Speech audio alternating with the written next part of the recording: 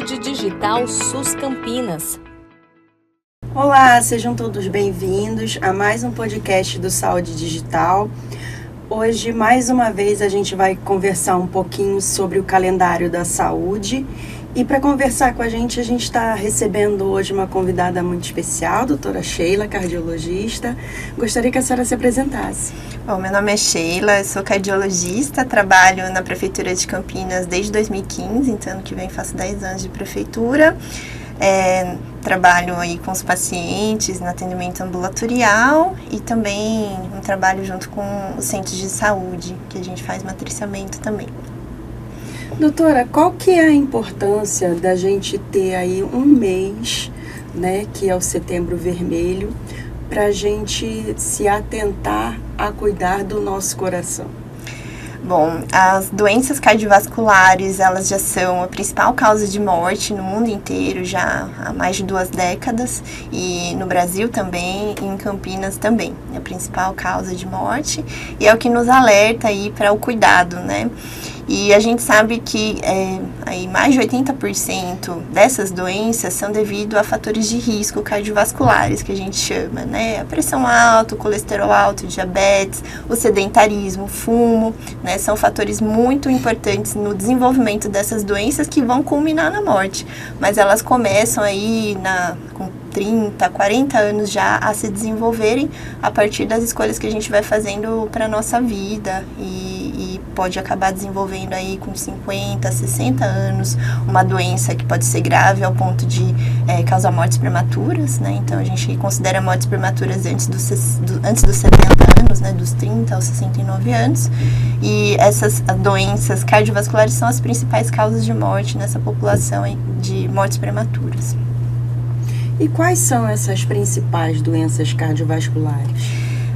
Eu comentei agora do infarto, né? Ela é a principal, a mais conhecida. Ela é causada por entupimento, né, da artéria que leva sangue para o músculo do coração, que são as coronárias. Elas formam plaquinhas de gordura, que a gente fala, né, placas de aterosclerose, e que num dado momento instabilizam e levam a entupimento dessa artéria. Quando essa artéria entope, você sente a dor, né? Então, é muito conhecido pela dor no peito, de início, né, súbito ou até gradual, né? Começa a ter uma dorzinha no peito, que some, aí depois ela volta e de repente ela volta com tudo, causa uma dor assim de forte intensidade, com suor frio, desconforto respiratório. Isso é o momento em que o sangue está ocluído, né, na artéria, na coronária, e a parte do músculo do coração que deixou de receber sangue para de bater, para de funcionar. E se você demorar muito para essa artéria abrir, né, que são, né, os métodos aí de tratar o infarto, né, acaba uma parte do coração morrendo. E algumas pessoas, aí cerca de 10% das pessoas, às vezes tem uma morte súbita, né, fora aí, né, ou em casa ou na rua, né, e não tem a chance de receber um tratamento. Uma parte aí consegue receber tratamento e sobrevive ao infarto, e outra parte aí acaba tendo aí que viver com muita limitação por conta de insuficiência cardíaca aí que vem depois do infarto. E aí a segunda doença vem justamente a insuficiência cardíaca, que é quando o coração é fraco. Então o infarto é uma das causas de insuficiência cardíaca, né? E que é uma insuficiência do funcionamento da bomba, né, do nosso corpo, e que quando ele é muito fraco, seja por uma doença aí, por dilatação do coração, uma doença do músculo do coração, ou por outros fatores aí que atrapalham o funcionamento do coração, como diabetes, ou outras doenças aí que afetam a fisiologia aí do músculo do coração, acaba dando dificuldade aí para executar esforços mesmo pequenos, né, no dia a dia, que a gente chama de insuficiência cardíaca, o cansaço. Acho que um outro mecanismo aí parecido também seria o AVC, né? Isso, muito bem. Então, assim, o AVC, a fisiopatologia, né, da doença é a mesma, né? Uhum. Então, ocorre uma degeneração das artérias, né, que irrigam o corpo inteiro, né? O coração e inclusive o cérebro, né? E a doença, né, que leva ao AVC é o entupimento dessas artérias no cérebro, né? Então, os fatores que levam a ter o infarto são os mesmos que levam a ter o AVC. A pressão alta, colesterol alto, diabetes, o cigarro, o sedentarismo, né, e tudo mais. E assim, o que eu posso fazer para eu melhorar a minha qualidade de vida e diminuir aí esses riscos de desenvolver uma doença cardíaca? Muito bem. A gente às vezes, né, fica, sabe, né, da doença, sei lá, o pai teve infarto, ou algum parente, ou alguém que você conhece teve um problema muito sério do coração, né, e aí a nossa tendência é sentir muito medo, né, e querer ir atrás, sei lá, de um cardiologista, de alguém que vá tirar essa doença, né, então a primeira coisa, assim, que eu acho importante de dizer é que a grande carga que leva a doença daqui a 10, 20 anos vem das nossas escolhas, tá? Do que a gente escolhe para comer, do nosso hábito do dia a dia, né? E não aquilo que a gente já vai enxergar lá na frente, né? Então, a doença não começou lá. A doença começa aí 10, 20 anos atrás. Então, vamos pensar no dia de hoje para daqui a 20 anos. Quando a gente faz uma atividade física regularmente, o que acontece, né? Você prepara seu músculo, prepara seu coração, né? Para um desempenho aí acima do caminhar do dia a dia, né? Isso a gente chama de condicionamento, né? Então, a gente oferece oportunidade de desenvolvimento do músculo, do sistema musculoesquelético e do sistema cardiovascular para estar preparados para uma situação aí de maior demanda, né? E aí a gente vê que isso, do ponto de vista do coração, de eventos lá na frente, isso é protetor, né? Então, o fato de você ter uma atividade física regular aí, pelo menos 30 minutos, quem puder 60 minutos todos os dias, mas vamos começar no básico aí, 30 minutos todos os dias, né? Você acumula aí 250 minutos aí de atividade física ao longo da semana, e isso se mostrou protetor, então, algo como se fosse um remédio para você prevenir o infarto, o AVC daqui a 10, 20 anos. O fato, assim, de você não fazer essa atividade, ele vai acarretar várias outras doenças, dentre elas a pressão alta, né? Então, você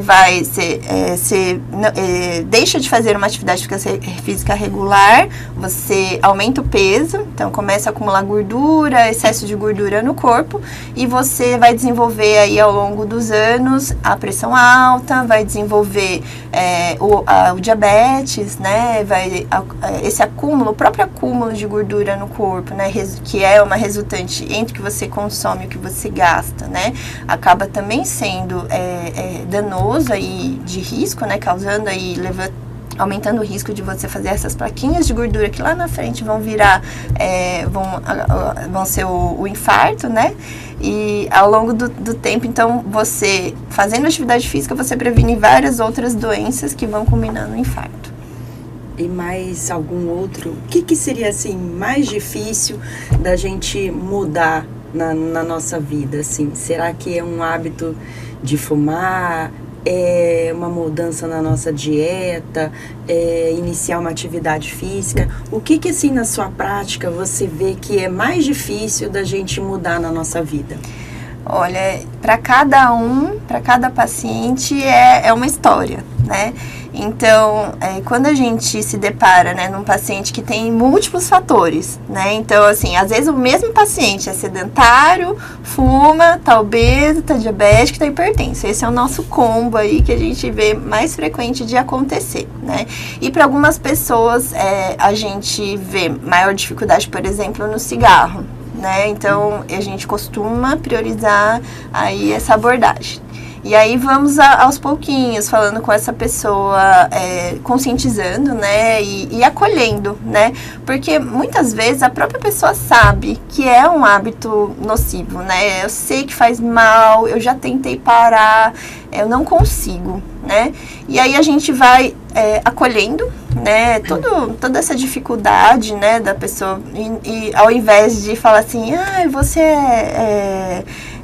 digamos assim, sem vergonha, né? Os pacientes falam às vezes, é sem vergonhice, eu não consigo, né? Mas a gente acolhe, né? De uma maneira que o paciente não sinta culpa, né? E isso não o paralise, né? Falar, não tem jeito, não vai dar. Não, tudo bem, é assim mesmo, é difícil, né? Não é só você que é assim. Então a gente vai acolhendo esse paciente, tentando enxergar aí onde que entrou o cigarro na vida dele, né? Às vezes o cigarro, ele remete aí a uma fase da vida que ele, sei lá, tava aí de boa, né, curtindo, tinha amigos, viajava. Então, assim, entra nesse contexto e você abrir mão do cigarro, às vezes você acaba achando que tudo isso daí passou e isso deixa um vazio, né, do paciente também. Então, a gente tem que ir tratando também o significado, né, de cada hábito que ele foi adquirindo, né. Então, eu falei aí do cigarro, né, que às vezes está relacionado aí com essa sensação de bem-estar, de curtição, né, dos amigos, numa fase da vida. Às vezes a alimentação também remete à família, à mãe, à avó, né, coisas aí que são do momento aí da infância. Então, muito disso daqui a gente tem que ir acolhendo, né? E falando assim, o paciente traz assim, eu não consigo ficar sem comer doce, né?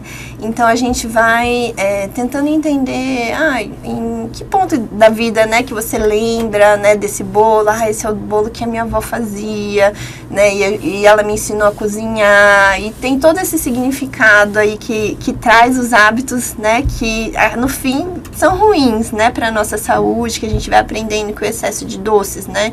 Ele vai fazer um acúmulo de gordura que vai aumentar a aterosclerose, mas no nosso coração é o bolo da minha avó, né? Então a gente vai tentando dissociar, né, esse hábito do comer, né, com os sentimentos, com as lembranças, né? E vamos dando opções. Fala assim, olha, você não precisa ficar sem comer bolo, né? Então vamos aprender a fazer o bolo com aveia, né, sem açúcar. A gente pode pôr, sei lá, uva passa, a gente pode pôr maçã, né, castanha, sabe? E aí trazer um novo formato, né, para esse hábito, né, que antes era, sei lá, a farinha branca, né, o açúcar, o óleo, né? Então trazer uma repaginada aí desse alimento, né? E falar assim, olha, ele pode ter todo esse significado e aí sem te trazer coisas ruins, né, para o seu corpo, né? Então a gente vai trazer coisinhas boas para ele, vai trazer aveia, vai trazer castanha, vai trazer a fibra, né? E aí a gente vai construindo com o paciente esses significados, né?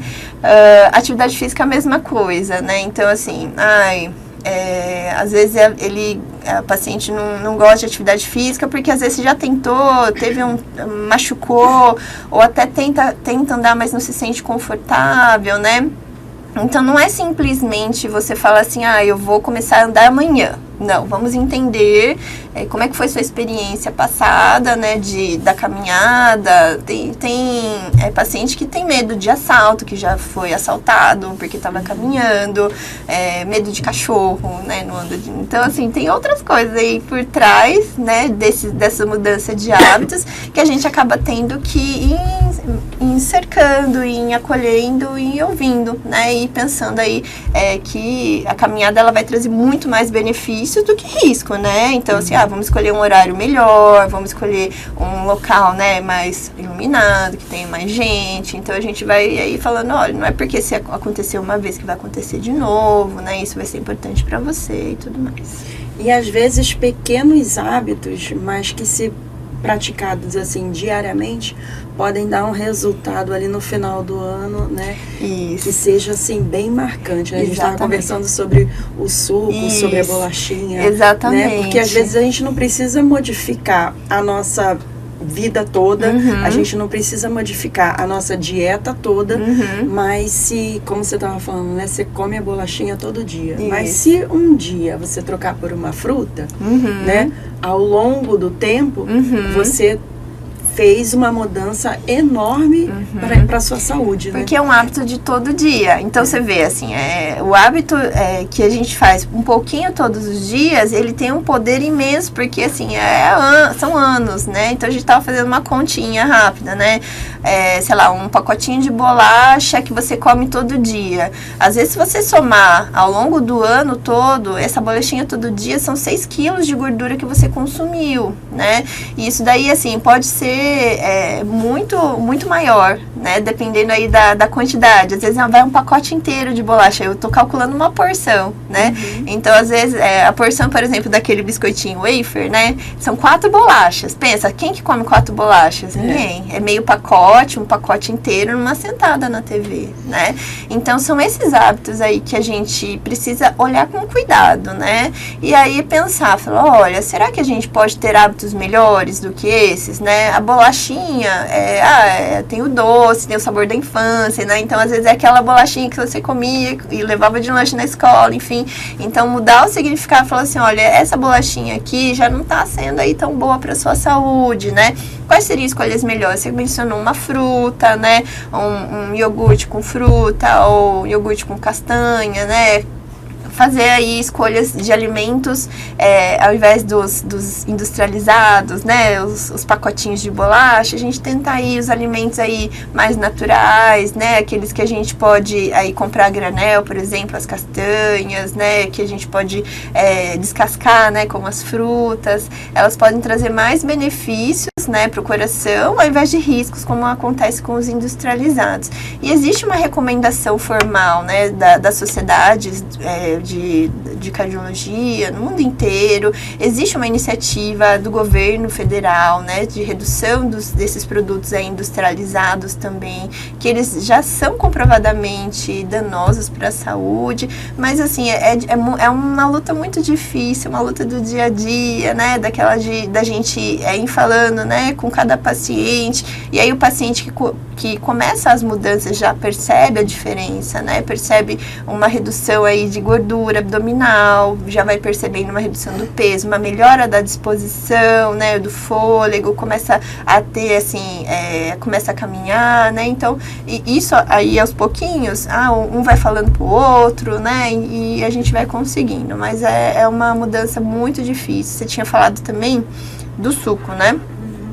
E o suco, a gente às vezes tem aquele conceito, o suco é saudável, né, é muito bom, mas na verdade também existe uma recomendação formal para redução das bebidas adoçadas, né, então os sucos industrializados, as bebidas adoçadas, né, industrializadas, elas são comprovadamente aí ruins, né, para as doenças crônicas, aí favorece a obesidade, favorece o diabetes, né, e existe aí uma recomendação para que a gente evite o consumo dos sucos, tá?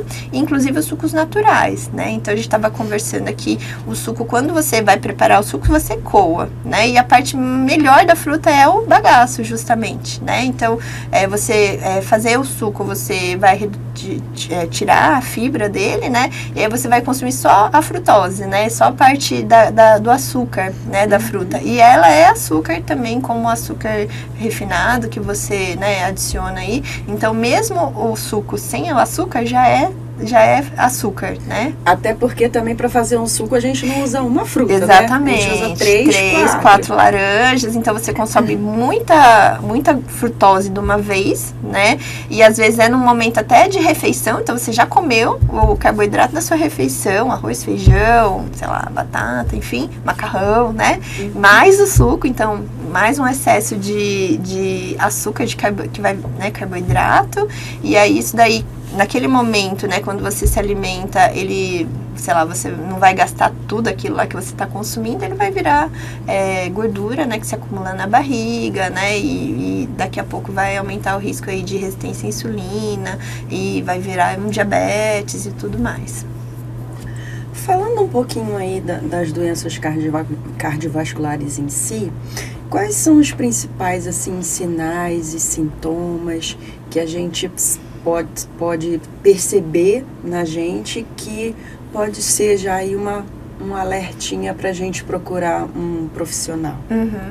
Bom, a sensação nossa, né, que a gente se preocupa mais é a dor, né, dor no peito. Né? Então, a angina, né, que a gente fala, aquela dor no peito, um aperto, uma queimação, uma sensação espalhada no peito, às vezes ela passa pro pescoço, às vezes ela fica aqui no meio, às vezes ele vai no estômago, né? Então, esse desconforto aqui nessa região do tórax é um alerta, né, que pode significar doença cardíaca. Em geral, assim, um paciente que às vezes ele fica bem em repouso e vai fazer alguma atividade e sente esse desconforto, tá? Mas a gente vê que essa dor, ela se confunde muito com ansiedade, com outros sintomas, até gastrointestinais, né? Então a gente tem que ficar atento aí com essa orientação, tá? Então assim, uma dor no peito pode ser uma coisa importante, geralmente é aquela que está relacionada com esforço, tá? Mas nem sempre quer dizer que você está infartando, tá? Então, crises de ansiedade ou pânico, às vezes tem sintomas muito parecidos, tá? Com esses que nos alertam para angina, né? E aí, assim, realmente eu não consigo dizer com certeza, olhando para a pessoa se é ou não é. Geralmente a gente usa exames aí complementares, tá? Para essa investigação e para esse diagnóstico diferencial. Outro sintoma que alerta é o cansaço.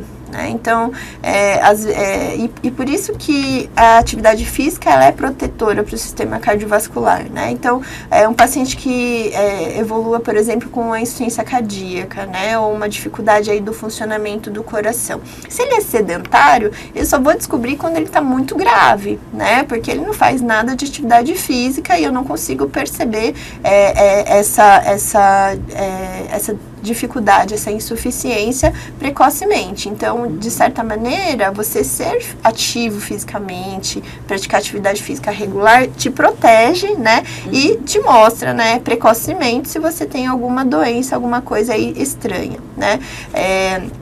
Então, assim, geralmente é um cansaço quando você vai fazer o esforço, você tá acostumado, sei lá, a subir sempre a mesma ladeira para você ir no mercado e de repente começa a dar um aperto no peito, dá um cansaço, você tem que parar no meio da ladeira porque tá tendo falta de ar. Então, esse também é um sintoma aí que pode nos alertar para alguma doença cardíaca. A própria pressão alta, né, a hipertensão, né, às vezes você tem um médico do trabalho, né, e vai medir a pressão lá no periódico, né. A pressão elevada, ele é um sinalzinho aí de que pode ter aí mais risco para o coração, né, mas não necessariamente o tratamento vai ser remédio. Né? Então, existem alguns passos pra gente aí falar que ele tem pressão alta ou não tem, diferenciar, por exemplo, eu tô com dor de cabeça, não dormi direito, tô com a pressão mais alta, né? Então, às vezes a gente vai tratar a dor, vai fazer orientação para dormir melhor, ao invés de medicar, por exemplo, né? Mas é um sinalzinho de alerta aí pra gente ficar atento aí para alguma doença aí por trás, né? Que esteja por trás dessa elevação da pressão. Falando um pouquinho da hipertensão, às vezes a gente só vai perceber que a gente está com uma pressão mais alta quando a gente tem um mal-estar, uma dor de cabeça mais severa, que às vezes você vai lá tomar um comprimidinho que você está acostumado e não melhora, né? Porque ela é meio silenciosa, né? Falando na observação dessa hipertensão, qual que seria o mais adequado, a quantidade de vezes aí para a gente ver, dar uma checadinha na pressão arterial aí no ano, por exemplo? Tá. A gente tem o periódico, né, por exemplo, de quem trabalha, é uma vez por ano, né? Mas, se nesse periódico já tá acima de 12/8, vale a pena ir com um pouco menos de distância e uma nova avaliação, né?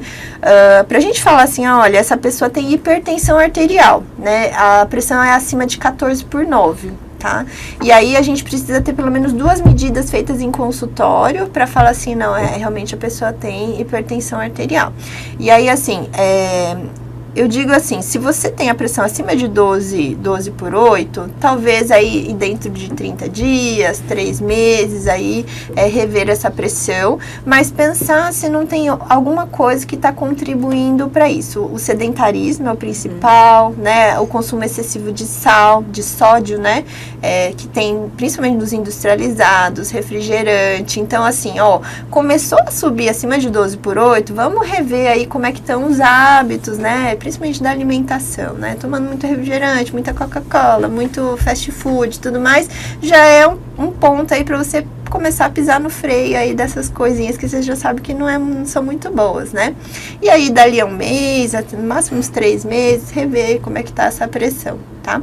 E aí, assim, se está acima de 14/9, seria bom aí, mais breve, aí, começar a agendar uma consulta médica, né? Não precisa ser o cardiologista necessariamente, pode ser o seu clínico de confiança, pode ser o clínico no posto de saúde, pode ser o acolhimento no centro de saúde, né? Pra gente rever essa pressão. Às vezes foi uma técnica inadequada, né? Então, assim, mediu, eu tava com a bexiga cheia, então ele pode subir a pressão. Tava com dor de cabeça, ou não tinha dormido naquele dia. Então, tem essas outras coisas que a gente tem que prestar atenção se não contribuíram para essa pressão mais elevada. Um outro fator que às vezes as pessoas esquecem, que eleva a pressão, é o uso de anti-inflamatórios, tá? Então, acontece às vezes, né, do paciente ele ser aí um pré-hipertenso, aí e começa a tomar anti-inflamatório porque tá com uma dor nas costas, e aí começa a ficar aí 18 de pressão, tá? Isso aí é o fato de ter consumido anti-inflamatório, mais um fator predisponente, né? Então tinha já uma pressão meio borderline, começa a tomar anti-inflamatório, faz pico hipertensivo. E aí o tratamento é tirar o anti-inflamatório, né? E acompanhando essa pressão e ver como é que fica, se ele vai ser candidato a tratamento ou não. Mas para todos esses pacientes acima de 12/8, todos são candidatos à mudança de estilo de vida, né? Então tirar o excesso de sal, de industrializado, fazer uma caminhada aí todos os dias, isso aí vai ser um tratamento para esses pacientes, tá? E aí vai chegar um momento que a gente vai ponderar, né, se vai ser uma hora de entrar a medicação, mas junto com tudo que já foi feito. Então, já orientação de alimentação, tirar o excesso de sódio da comida, caminhadinha todo dia, e aí às vezes vai pensar, será que ainda vai precisar aí de remédio? Aí talvez sim. É isso que eu ia perguntar pra você. A pessoa, às vezes, até que já é hipertensa, né? Se ela e já faz uso de medicamentos aí, se ela melhorar a qualidade de vida dela, ela pode deixar de ser hipertensa? Pode. Muitas vezes, assim, a hipertensão ela tem um componente que é individual, genético, familiar, às vezes até étnico, né, racial, né? E tem um componente que é do estilo de vida, dos hábitos de vida, de consumo de sódio, sedentarismo e tudo mais, né? Então, assim, para determinadas pessoas, o componente genético é muito importante. Então, às vezes ela já é saudável, já faz tudo certinho e ainda assim é hipertenso. Isso existe. Não é a maioria, tá? A maioria é quando, assim, tem algum fator familiar, então, o pai ou mãe hipertenso, né? E acaba aí tendo o hábito de vida aí que contribui para a hipertensão, então vira hipertenso. E aí, a partir daí, se você consegue reverter aí tudo que levou a virar hipertenso, é possível uma redução aí significativa dos remédios, tá? Então, às vezes a gente consegue ir tirando aos pouquinhos, né? Começa a caminhar, começa a cair bastante a pressão, então a gente vai diminuindo, aí até ficar com um remédio ao invés de 3, por exemplo, né? Então isso é bem comum, isso é possível, mas assim, precisa realmente mudança aí significativa aí do estilo de vida. Falando agora um pouquinho assim de tecnologia, a gente está avançando cada vez mais aí em tratamentos, em diagnóstico precoce, né? Cirurgias aí, né? Que a gente nem pensava que poderia. Como que tá agora a cardiologia nessa situação? Olha, o tratamento, né, do infarto, né, ele evoluiu bastante aí na última década, né, ao mesmo passo que foi aumentando a incidência, né, de doenças cardiovasculares, foi melhorando o tratamento do infarto agudo do miocárdio, por exemplo, né, e a gente conseguiu com isso, né, uma redução significativa da mortalidade por infarto, então a gente tem muito mais sobreviventes, né, do infarto, que antes eram eventos fatais, né, então a gente tem mais sobreviventes, ao mesmo tempo que a gente tem que lidar com mais pacientes com insuficiência cardíaca, né? Então, os pacientes que, em outro tempo, eles teriam morrido, né? O suporte, né, avançado aí, UTI, balão intraórtico, cirurgia, né? Isso daí aumenta aí as chances deles sobreviver, mas deixa aí grandes marcas aí no coração, deixa insuficiência cardíaca aí, que a gente vai ter que ir contornando aí com medicamentos, né? Às vezes medicamentos de alto custo, né? E além aí de recursos aí para a saúde, e ainda esse paciente vai ser aquele paciente que eventualmente vai internar de novo, vai infartar de novo, né? Então, ainda a gente tem que lidar, apesar, né, desses avanços todos, a gente tem que lidar com uma carga de morbidade muito grande, né? E Assim, hoje a gente consegue, né, com equipamentos muito sofisticados, né, enxergar a anatomia da placa lá na coronária, né, e aí colocar um dispositivo bem certinho, né, bem expandido e tudo mais, e com isso melhorar aí a qualidade aí desse tratamento, né, então um tratamento que fica mais duradouro e tudo mais. Ao mesmo tempo que a gente precisa de medicamentos também mais potentes para cuidar do colesterol, né, para reduzir o colesterol ruim do sangue, né, e redução expressiva da pressão arterial. Então a gente está tendo aí, junto com os avanços, né, também a necessidade de colocar recurso financeiro aí para tratar esses doentes, né. E aí a gente vê que o ideal, né, seria que a gente evitasse o evento. Sim. Né? Então, lá atrás, e já tem vários estudos aí que são custo-efetivos, né? Na prevenção, né? Então, você fazer campanhas para as pessoas, né, serem ativas, né, para que lá na frente eles não infartem, né? Campanhas de alimentação saudável, ou mesmo taxação, né? Eu vou aumentar a taxação sobre o cigarro, sobre bebida alcoólica, né, para que as pessoas não consumam. Isso tem um impacto importante na prevenção de mortes, na prevenção de eventos aí anos depois, tá? Então, talvez seja mais custo-efetivo, né, no sentido da gente, além da mortalidade, reduzir também a morbidade da doença, né, se a gente fizer a prevenção lá atrás, né, agora, né, com os pacientes mais jovens, né, e não com quem já tem doença, né. Quem já tem doença a gente vai tratar, e o tratamento está muito, assim, avançou muito, né, a gente vê, eu tenho vários pacientes aí com fração de ejeção recuperada, né, então eles tiveram aí um declínio da função ventricular, com tratamento, com suporte, eles melhoram a função e mantêm, só que a gente tem que manter em tratamento também constante. E lembrando também que quem já teve algum evento vascular corre o mais risco ainda de ter um novo, né? Diferente daquele que ainda não teve. Exatamente. Né? Então, assim, a gente tem essa ideia, né, de que os nossos esforços precisam se concentrar nos que já tiveram eventos, porque quem tem mais risco são eles.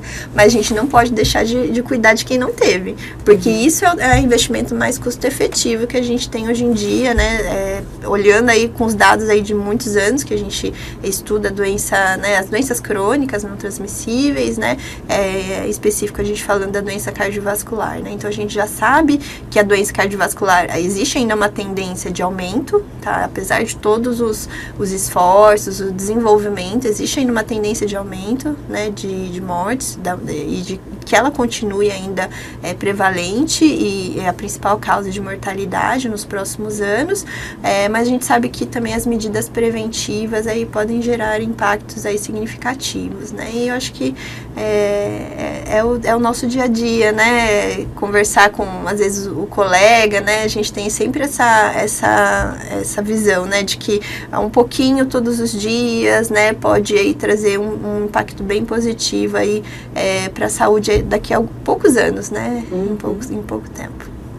Doutora, a gente está no mês de setembro, né? Eu já fiz 2 podcasts aqui com outros convidados, um psiquiatra e um psicólogo também, né? Para alertar sobre o Setembro Amarelo.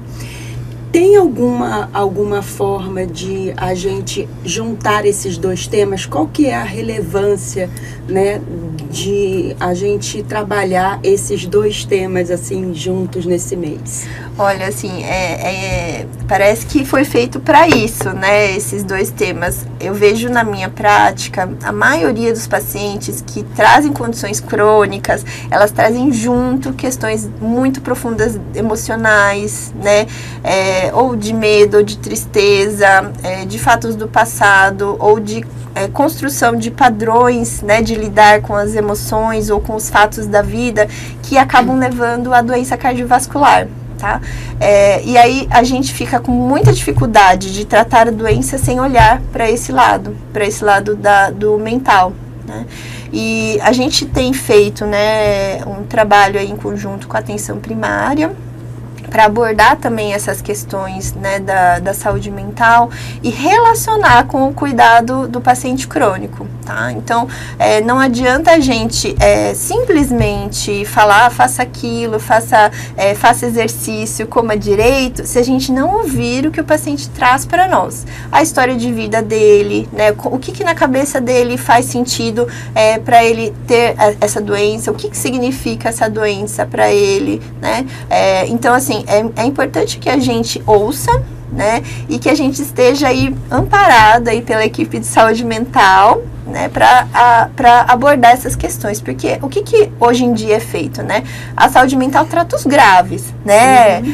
Os pacientes aí muito graves, às vezes os pacientes, né, que são candidatos a CAPS, esquizofrênicos, que acabam não tendo funcionalidade social, né? Ao passo que a gente vê muitos doentes crônicos, né, tendo que viver com essa condição de saúde mental sem ter o suporte ou sem que alguém perceba, né, que existe uma condição de saúde mental, seja depressão ou uma ansiedade aí que está causando sofrimento excessivo para o paciente, e eles vão tocando a vida e adoecendo o corpo, né? E isso acaba, como ele não vê vazão aí para o que ele está passando, acaba indo para o corpo, né? E aí é uma dor no peito, é uma angústia, é um sofrimento, né?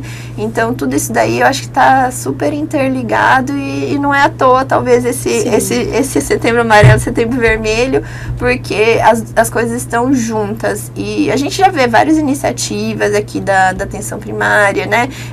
Juntando essa questão aí do autocuidado com a saúde mental, né? Então, tendo esse olhar aí para essas questões, mas eu acho que tem que ser uma coisa assim mais ampla e mais... porque as pessoas relacionam muito as questões mais graves, isso, né? Mas esquecem também dessa necessidade da gente ser ouvido, né? Da gente colocar nossos medos, nossas angústias para fora e ter alguém para ouvir.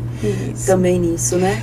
E a gente pode levar a uma dor que a gente acha que às vezes é uma dor cardíaca. Isso. E é aquela ansiedade. E a ansiedade que a gente tem, né? Exatamente. Então, assim, a gente vê que como ele construiu, né, a doença, né, na cabecinha dele, né, também vai refletir o quanto que ele vai aderir ou não ao tratamento, né? Então, a gente vê, às vezes, os pacientes tendo medo de caminhar, de passar mal, né? Então tem várias coisas que a gente precisa tratar junto, além de educação, além de ajustar o remédio, né? Então a gente tem que ouvir, tem que andar com eles, aí a gente vai ver como é que eles andam, vai falar, isso aqui é o cansaço, é normal, você vai sentir isso, né? Isso daí quer dizer que o coração aí tá um pouco mais acelerado, é normal, isso vai te fazer bem. Aí a gente vai falar, olha, tá vendo, tá passando, isso daí vai te trazer uma sensação de bem-estar. Então tudo isso daí a gente tem que ir construindo com o paciente, que eles têm muita dificuldade de sentir o corpo, né? Eles não, assim, isso é uma questão, assim, de desenvolvimento, né? As pessoas não são desenvolvidas aí da infância, né? A perceberem a respiração, a perceberem o corpo, né? A sentir, né? E aí acaba tudo ficando meio confuso, né? É aquela coisa, né? Às vezes não adianta nada, tanta tecnologia que ajuda muito, né? A salvar muitas vidas, ter o especialista do especialista, né? Aquele especialista que só faz a angiografia, se a gente não trabalhou a pessoa na integralidade. Exatamente. Né? Do cuidado, né? Exatamente. Então, as duas coisas têm que andar juntas, né? Eu acho, assim, o desenvolvimento, né, científico, assim, foi extraordinário, né? Se a gente for olhar o quanto que melhorou, né? E quanto que a gente avançou, mas ainda tem muito para avançar. E eu acho que esse olhar, né, para o indivíduo é uma coisa que está se perdendo, né? E principalmente com os especialistas, né? Então, a gente acaba criando aquela cultura do especialista, não, só o cardiologista vai resolver, né? Então, eu acho que precisa a gente desmistificar isso, né? E tirar um pouco a carga da especialidade, né, na prevenção, né? Porque, na verdade, quem faz melhor a prevenção é a atenção primária, né? É aquele médico que te vê sempre, que está mais próximo, né? Que consegue ter esse olhar, né, para as questões da sua vida, né, que consegue estar próximo. E a gente precisa ainda desenvolver essa cultura. Assim, eu vejo muito avanço, né, nesses 10 anos quase que a gente tem de prefeitura, eu acho que muito avançou, mas a gente precisa ainda trabalhar muita coisinha aí do próprio conceito, né, da prevenção primária. Nossa, foi uma delícia a nossa conversa. Espero que você volte mais vezes aqui para a gente conversar sobre outros assuntos.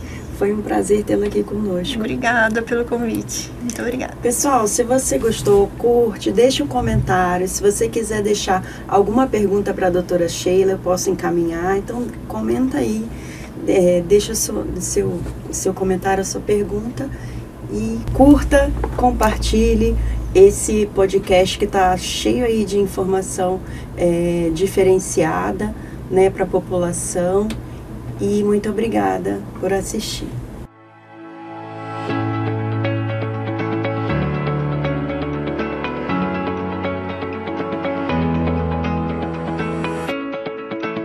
Saúde Digital SUS Campinas. Prefeitura de Campinas. Secretaria de Saúde. Secretaria de Educação. Produtora Rio Brasil Digital. Educa TV Campinas. Um mundo de conhecimento para você.